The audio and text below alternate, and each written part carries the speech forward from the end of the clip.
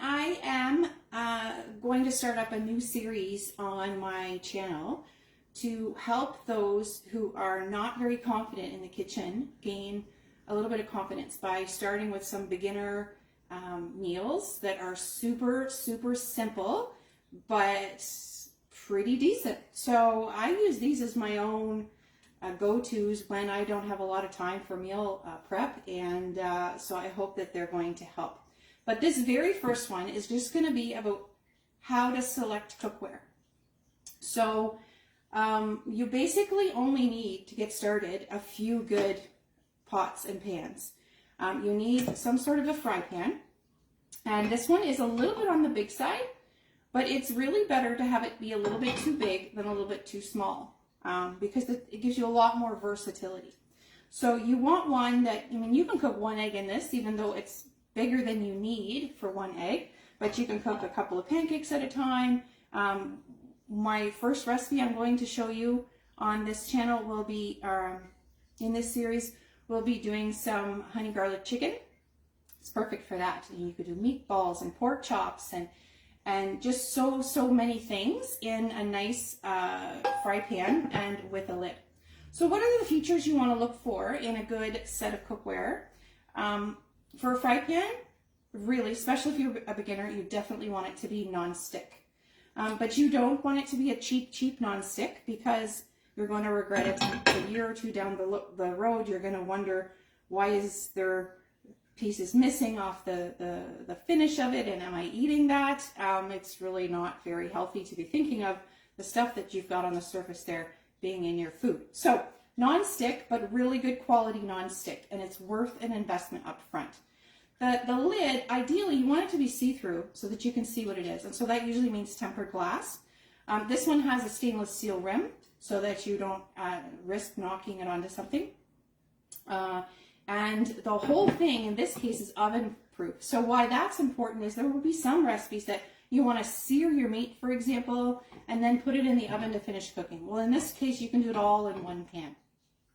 And then the other thing you want to look for is whether or not it will work with your cooktop. So if you've got gas or electric, almost any pan will work on that surface. If you have induction, then you need to make sure that your pan will work on induction. And there's actually an easy way to test that. You can just get a magnet, and if it sticks to the bottom of your pan, then your induction cooktop will work. And I said that was last, but the actual last thing is cleanup.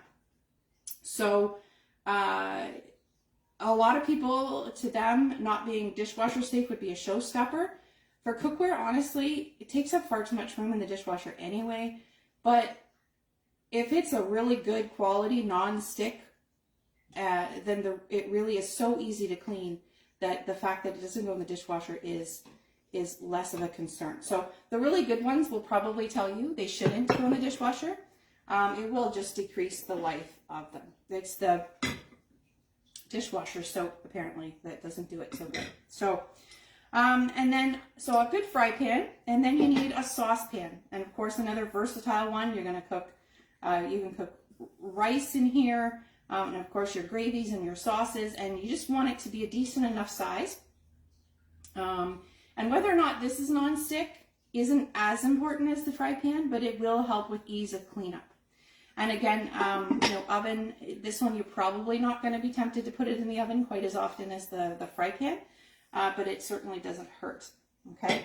And then the last piece is one bigger pan. And this, to be honest, isn't probably going to be used as much as your other two, depending on your style of cooking, how many people you're cooking for, but it is important to have one that's big enough for your other things. So this one would be for your pasta.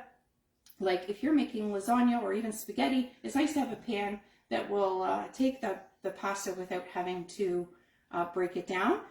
Cooking a large amount of potatoes or any kind of vegetables, if you want for that soup, chili, and if you're a beginner, these might be sounding a little overwhelming, but it really is, even just to boil potatoes in, it's good to have a nice big pot. So this one would be considered a small stock pot.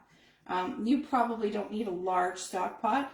for most kitchens, unless you plan to get into doing preserves or whatever. So I am, for those who know me, I am a Tupperware rep. So these are the Tupperware Chef series, and they have a lifetime guarantee, and I love them.